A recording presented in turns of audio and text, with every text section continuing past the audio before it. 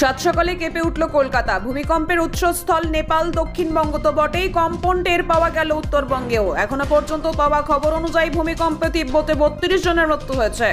Richter স্কেলে কম্পনের মাত্রা 7.1। ভারত সহ কাঁপল 5টি দেশ। নেপালের লবুচো থেকে 90 কিলোমিটার উত্তর পূর্বে ভূমিকম্পের উৎসস্থল, সেখানে রিক্টার স্কেলে কম্পনের মাত্রা 7.1। শেষ পাওয়া খবর অনুযায়ী ভূমিকম্পের জেরে তিব্বতে 32 জনের মৃত্যু হয়েছে। দিল্লি ও বিহারের মধুবনী জেলা ও শিবহরে কম্পন অনুভূত হয়।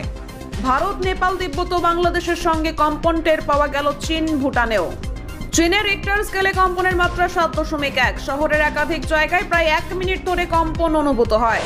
ভূমিকম্প অনুভূত হয়েছে জলপাইগুড়ি, শিলিগুড়ি সহ উত্তরবঙ্গের একাধিক জেলাতেও।